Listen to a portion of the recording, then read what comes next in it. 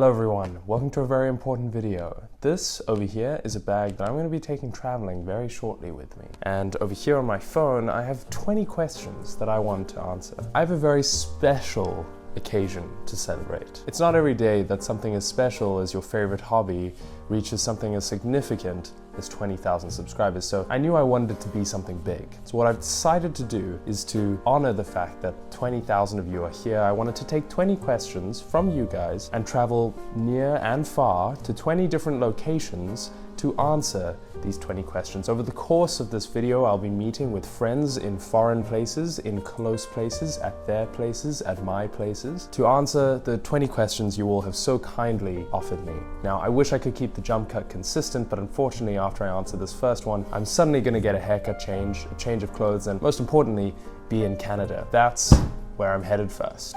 But before we go, I have my first question to answer, which I thought was a pretty important one, considering most of you are probably coming in from the 100 Days videos. This comes in from Dr. Henry Miller, by the way. Hey, just wondering, does the fact that your 100 Days Minecraft videos are so popular bother you when you have other good videos that don't get as many views? Not that either are bad, I mean, your videos are amazing. I have your latest one playing now, and it's honestly beautiful, lol, especially the music. And your 100 Days series is genuinely the coolest Minecraft series I've watched in a long time. Now, if I just pause for a second and appreciate the fact that I was basically getting praised there most of the time, I do want to note that I am very happy with those 100 Days videos. I put a lot of effort into them, and for them to receive the attention that they have means a lot. But I mean, sure, I would like it if some other kinds of videos did super well too, but the same way that the first 100 Days video just blew up out of nowhere, I'm sure one of them one day will reach that correct audience as well. Until then, I'm always going to make and going to put out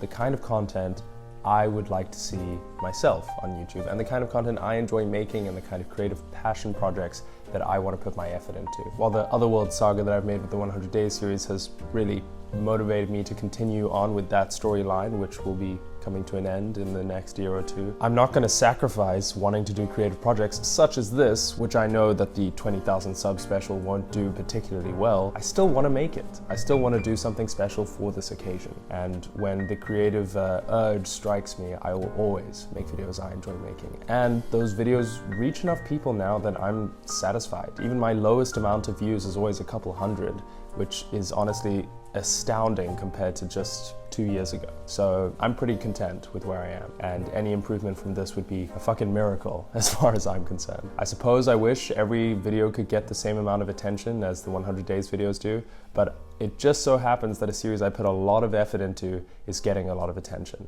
and I can't ask for much more than that. Now, if you don't mind, I got a plane to catch.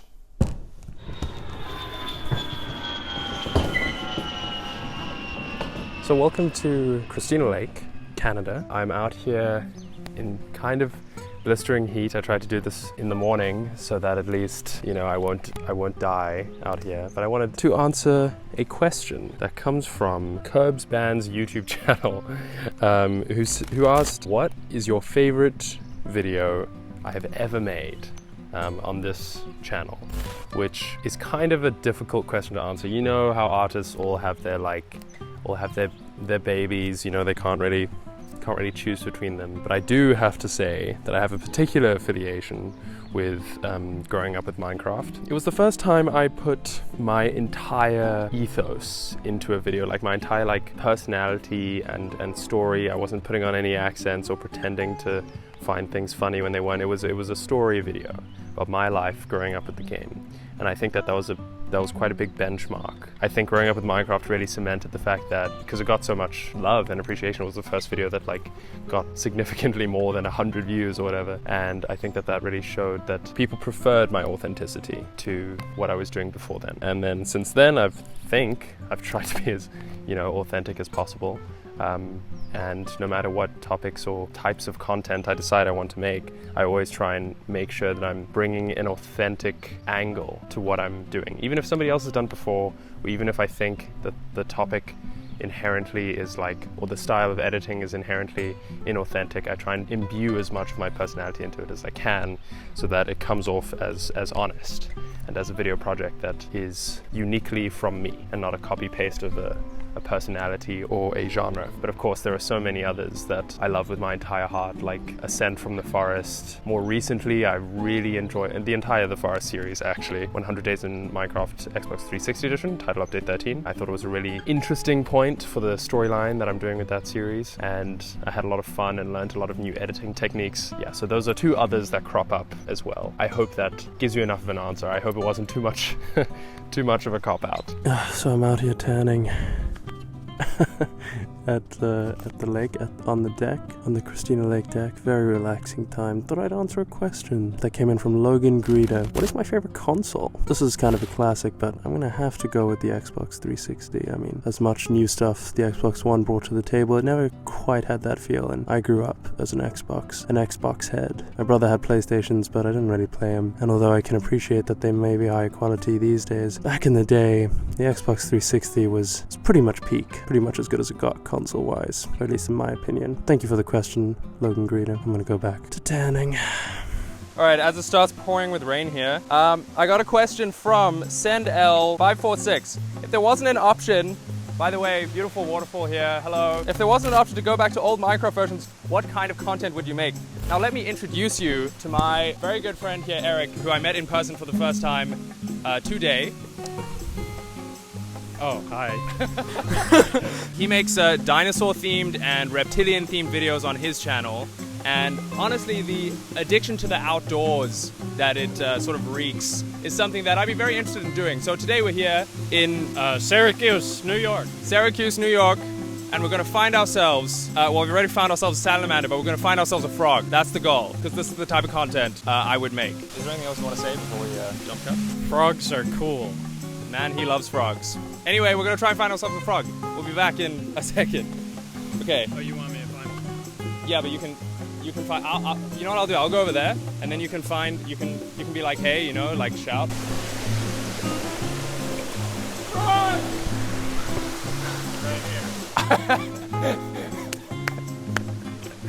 Okay, so I got a question from, by the way, if you couldn't tell, we're out here, we're at Niagara Falls. Pretty cool place to answer a question.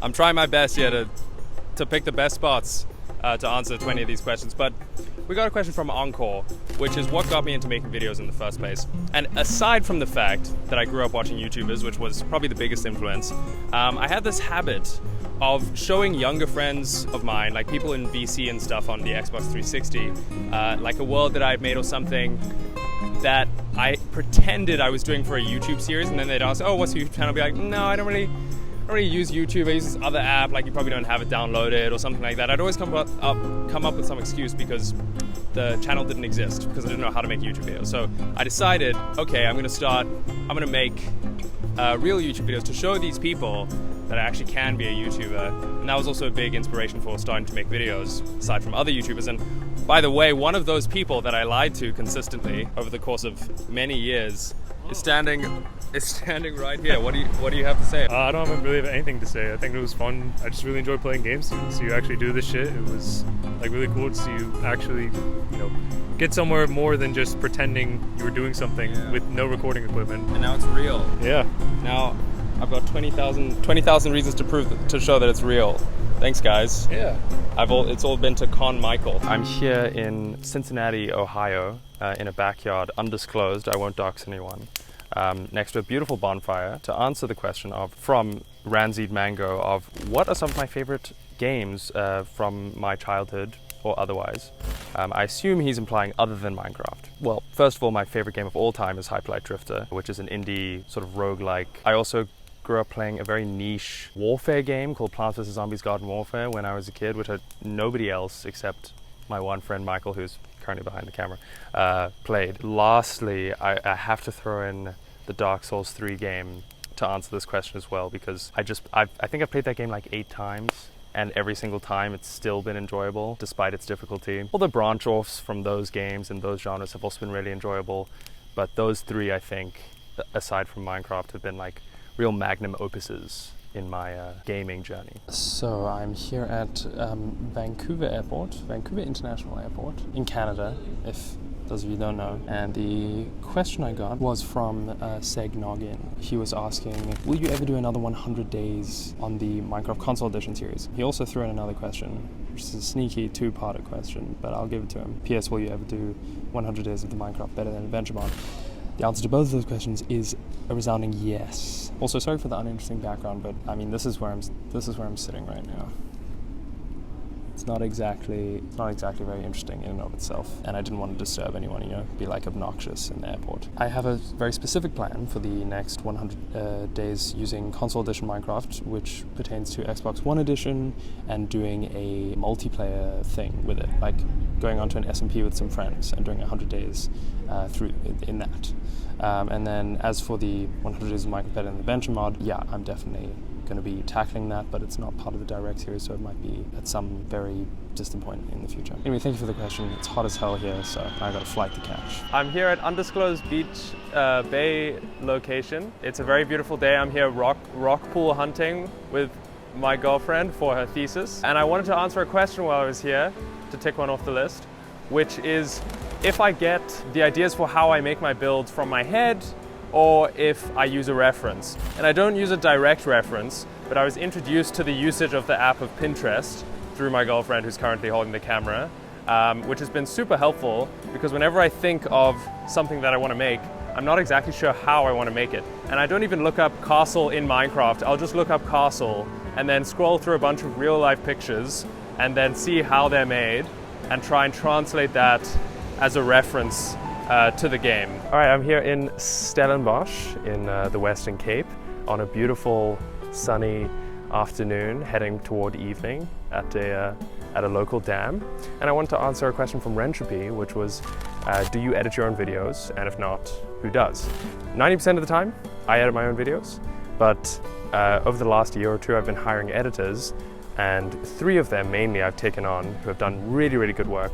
Especially I want to shout out Atozi, who has been making or helping me make the series with Jemima, my girlfriend, who is currently holding the camera right now, where she tries out games that she's never played for the first time, and then I sort of make a little video out of that. But then also Void and Media Motives have been huge helps for things like the Elden Ring series, or just one-off videos that have done very well, like Vintage Story. So yeah, I just wanted to make sure I shouted those people out somewhere in this video, and that question provided a really good opportunity to do that. But most of the time, I'm the one behind the monitor, editing my own videos. This might be seen as a bit of a sleight of hand here, but I am here in Alpha Minecraft, where I took the most recent screenshot in this world, to answer a question that I got from Creekwood Productions, which is, do I have any creepy memories from Minecraft when you were younger, like thinking you saw Herobrine or something?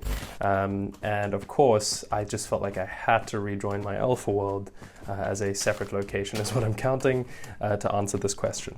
The answer is no, not particularly, not creepy encounters, but what I will say is that I had this habit of kind of, I guess, lying to my friends at school about like the experiences I would have on Minecraft. And I just want to share one anecdote, which was that for some reason I thought this would be believable, that I could say, yeah, no, my headset has this ability where you plug in the headset and it makes you feel like exhausted. It simulates exhaustion, hunger, sweating, whatever.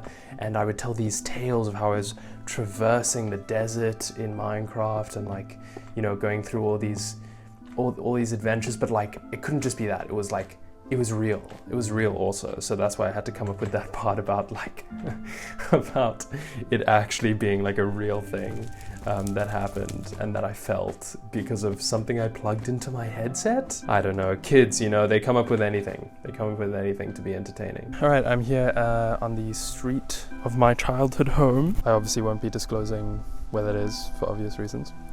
And it's to answer a question which comes from Locket Vault, which is what the origin of my username is and if I ever intend on changing it. I guess importantly, the origin comes from wanting to not be judged too intensely, kind of like the looks people are giving me doing this in the middle of the street. My first YouTube channel had a pretty cringe name. It was Ever's Planet, and when that got found, it was like grade 8, all hell broke loose, you know, I hid all the videos, which deleted all the comments and that sort of thing. And I'm sad that I did that, but basically when I made StuartisUnoriginal, I wanted it to be completely devoid of like a cringe-worthy association. And so I just thought, let me make it as blatant and obvious as possible that what I'm doing I know isn't like a novelty, but I still want to be doing it. And it also provided like free excuses, I guess, if anyone was ever like, your videos are, you know, generic, like who else makes Minecraft videos?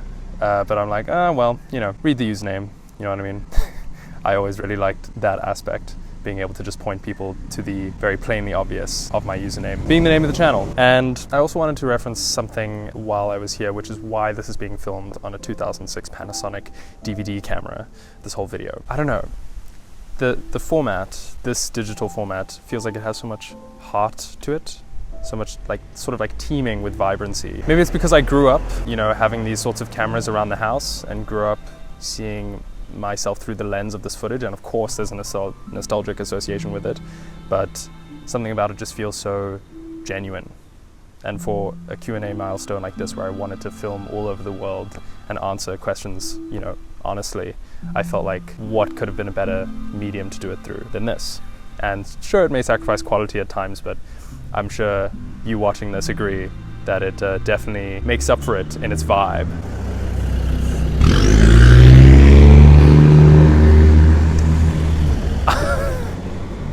I definitely maybe shouldn't have set up the camera on the other side of the road. But anyway, I wanted to thank you, Locketvolt, for the question. It gave me a reason to come back here and sit in a familiar place. Those opportunities are infrequent and priceless. And of course, if it wasn't plainly obvious, the supplementary answer is that no, I never plan on changing this username from what it is. For this channel, anyway. So before I start answering the question, I just want for the record to know, this is an actual weekly problem set from my actual physics class that I'm answering one of the questions for this accusational question I got asked. I got asked a question from Douglas, which is, are you really doing a degree in physics? And the answer a few months ago was, I'm not so sure. But then I passed my mid-year exam, so the answer is unequivocally yes, right now. And to prove it, I'm going to answer this question from my weekly problem set, which has to do with a magnetic field in this 3D space here, which has a Z dependence, and it's going in the x hat direction.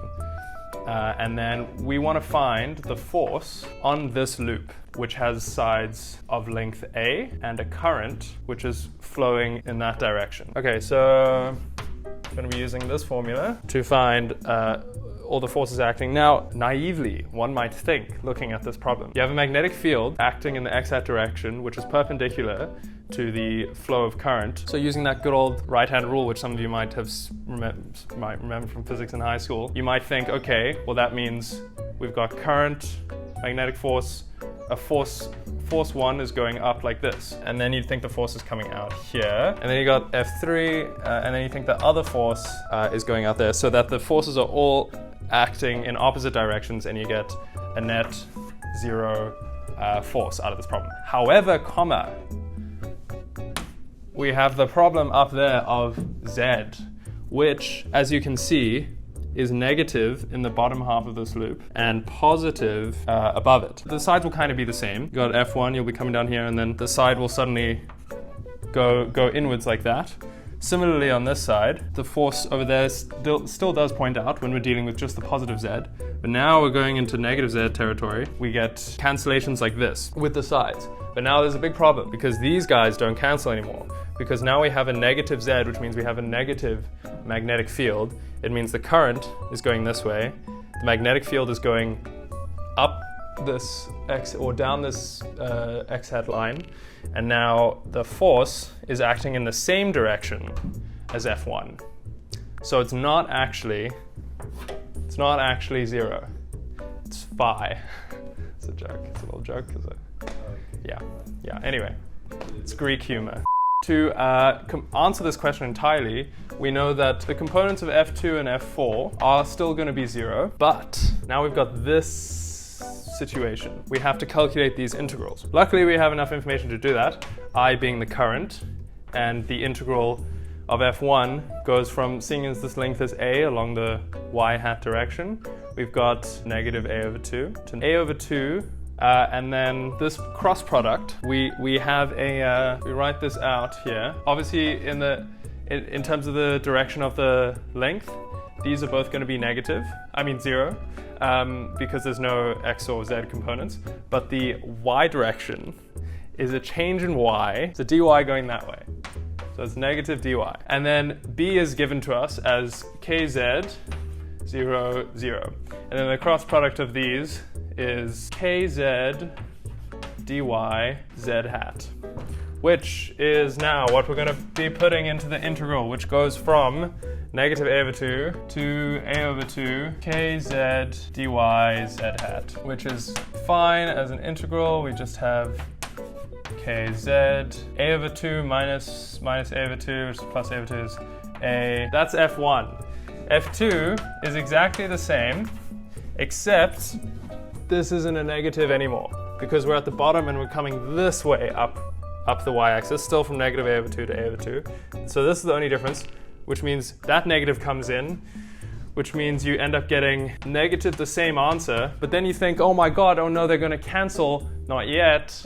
We haven't plugged in the fact that along that axis, z is negative, z hat, which means the whole thing becomes a positive version of this, which means f1 plus f3 is non-zero, and that non-zero is 2I kz a z hat. That is the force on the square loop of sides A. Oh, and yeah, we also got a supplementary question. I hope the allegations have been proved, Douglas. And I'm also not going to be a coward with regards to the last part of what your question was, even though you technically asked 2 questions. So I have here, the answer is no, I've never tried an apple with soy sauce. But I have an apple, and I have sweet soy sauce here. So let me tell you a story while I'm putting this on. We recorded this already, a week ago or so. Different problem, and then I tried this. And I really didn't like it. And it's the only question out of the 20 that I have to answer where my first reaction of something is entirely dependent, you know, on the question. That being trying this fucking apple with soy sauce. At least I had like some ignorance the first time. But now I know exactly what I'm getting into, and I can tell you already, it sucks. I guess the answer to your question is yes, I have tried an apple with soy sauce, now that I think about it. But I'm gonna try it again because the footage corrupted. So, cheers.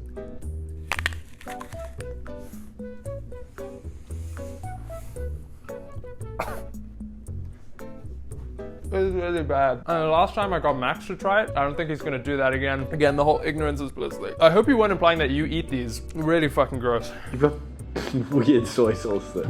Yeah, that's true actually. You'll probably be like, it's not the soy sauce I use. Fuck off. There's no soy sauce that can make that taste good. It's lovely, it's sweet soy. If anything, it should accompany, it's sweet as well. Unlike soy sauce, which is usually salty. Anyway, thank you for the question, Douglas. Questions. I had a terrible time answering both of them. Hello, I'm here in the trunk of my girlfriend's car in a secret, super secret, undisclosed beach location to answer a question from Vel the Slime, from my slime Vel, who asked how I have so much time to make videos, which is honestly a really nice question to get because I feel like I have fucking no time to make videos. I feel like I'm scrambling together like pieces of like my spare time as best I can every day to put effort into making more content for this YouTube channel because I do so much other stuff and it's still very much time-wise very much a hobby, and so I don't even know how to answer that. I guess I'm just so passionate about it that I spend a lot of my spare time working on it, but personally I don't feel like I even do have enough time to satisfyingly say that I spend a lot of time on the videos on my channel. And also to answer the supplementary question, no, there won't be I don't think anyway, there won't be a sequel to that PS1 video I made. So sorry about that, but thank you very much for the question, and my girlfriend's getting cold, so we're gonna skip to the next one. So I'm here at my friend Max's house to answer another food-related question, because for some reason, you people keep wanting me to eat weird foods, and Podunk Times asked me what happens if I bite into an onion, which of course I'm not gonna bite into a raw onion. It's honestly just a bit ridiculous that I keep getting these requests because it's not happening. I'm out here in the middle of the Cedarburg to answer a very important question, very long-standing question from Zombie Bob, which is where have I yet to find the lean from the Stanley Parable? And as you can see, I'm very much still looking for it. I'm still on the hunt. I'm still searching. I probably will be for some time, so I'll update you in another 4 years. Off I go. Okay, so for this next bit, I'm kind of gonna cheat the whole 20 places thing, and I'm gonna record a bunch of the questions while I'm in a car, because of course, as you can see, we are changing location constantly, so it counts. So we're gonna go a few of these the rapid fire, because I just put out a new video and it's gonna do quite well, and I'm afraid I'm gonna shoot over the 20K mark before this video is even remotely close to ready. So let's go. From Big Bum Cletus, we have what recording software do you use, as well as what editing software? So I use Streamlabs OBS for recording. Probably not the best idea. Apparently people say OBS is better for recording than Streamlabs and for streaming, but I really like the UI of Streamlabs. I think it's far better than OBS and far more readable. But look up tutorials on how to use Streamlabs to record. And then my editing software is Vegas Pro 17, which I highly recommend. If you don't already know how to use it, I highly recommend not using it. Learn Premiere, just learn Premiere or something like that, because now I've got this. I can only edit in this software easily, and it's not an industry standard, and it gives me a lot of problems because it's pirated. So yeah, don't use Vegas. Next from Evwer, we have how do you find the strength to play old Minecraft? Well, it's super nostalgic, and of course it's a creative game. How do you play something for so long when it's basically all the same as what you've known and done previously? Well, it's not the same as what I've known and done previously, because as you might notice on the channel, I very rarely try and go back to the same versions. You know, I'll play like Xbox 360 edition, title update 13, I'll play beta 1.7.3, alpha 1.1.2_1. You know, I try and get a variety of experiences with old Minecraft, because I agree, I feel like I might oversaturate a particular version a bit. So I guess the answer is that I vary it by going to different versions, and that's how I don't get bored with it. And then each version has its own unique thing and its own unique bugs that are very fun to play around with, and you know, fun to build in with the certain block palettes that they all have. And then lastly, from Rotating Cylinder Productions, is there anything worse than the Polish government? Which of course the answer to that is no. Maybe like, what other countries have white and red flags? Switzerland. Fucks with Japan. Don't like Japan. Switzerland, Japan, maybe them. Maybe those governments are a little worse, but other than that, no. So I got a very pertinent question from Crispy Pig, which is, what is my favorite iteration of the tutorial world in Legacy Minecraft? And I thought, what better way to answer that than genuinely joining my favorite tutorial world, which is the tutorial world of Title Update 12. We're currently in Title Update 13, and then there was a new tutorial world in Title Update 14. This is definitely my favorite, not because of any one particular build, but just because this is the first tutorial world I ever saw in Minecraft after getting my Xbox 360 with Title Update 13 on it. And so I had to give my answer for this one. So thank you for the question, Crispy Pig, and I hope you agree with me. If not, let me know what your favorite tutorial world is in the comments. That goes for anyone else. This one is rather small, but again, I kind of like that. So I look a little bit like a serial killer right now because of the lighting. I apologize for that, but it's supposed to be nice, like key lighting. I don't know. It doesn't look that great in the receiver thing here, but maybe it looks better on camera. To answer the last question, I know it's a bit of a cheat because I'm technically in the same space as the first question I answered, but that was downstairs my living room. This is upstairs in my room, which is such a familiar place. It's the place I've filmed every Q&A I've done on this channel, and while this one's been a bit more of an experimental one, you know, I found out that 20 is a lot bigger a number than I initially anticipated. And yeah, while it is a bigger type of Q&A, I did want to ground it right at the end with a question answered in this room. Still on this camera and still with this microphone to keep some sort of consistency. And in case you're wondering, even the videos, the questions answered in Alpha Minecraft and in Xbox 360 Minecraft, again, slightly a bit of a cop-out, but it was filmed with this microphone so that there was some kind of consistency. And yeah, I just wanted to answer this final question in a familiar place. And it comes from Cat Gamer, which is, what is my favorite way to play legacy console? I assume they mean maybe legacy console Minecraft, or maybe they're just talking about legacy consoles in general. And let me be honest, if I could, I would just play on the Xbox 360. But it's been such a nightmare trying to get my Xbox 360 to work, take the hard drive out, put it into a new Xbox. I still have my original controller, which is kind of busted now, but I've still got my original controller here, which you can see is purple. And I've got my Xbox One functional on the table here, another controller. And so if I could, I would just play Xbox 360 all day, man. All day. But unfortunately, Xbox 360 edition Minecraft, I largely have to play as in an emulator because my current Xbox 360 setup crashes quite often. But the Xbox One still works perfectly fine, and I have been playing a lot of legacy console Minecraft on there. So yeah, as far as how I play those versions, you've also discovered that. Xbox 360 through an emulator, or very briefly through my console, and the Xbox One edition actually on the Xbox One. And that wraps up this 20,000 subscriber special Q&A. Yeah, I just wanted to say one more big thank you. As the title of this implies, the whole reason I feel gratitude is because it feels like all of this, I've been saying this since my 100 subscriber special, but it makes it feel like all of this is a bit more worth it. Because I would have continued making these videos regardless of if people were watching them or not, but how much I would have enjoyed doing that forever and what paths I would have taken, I think would have been quite different to how I feel now, thanks to the amount of support I've garnered on this channel. And the subscriber count is just a kind of a vague indication of how many reasons I have to give a shit. And in this case, it's 20,000. 20,000 reasons to care. And I can't thank you all enough for that. But I'm gonna try. And I hope this video is taken as one big thank you, because that is the whole point, which is why I interacted with the community so much in it. So yeah, thank you is my final note. But as usual, that's it from me, and I hope you have a good one. I'm sure I'll see you around.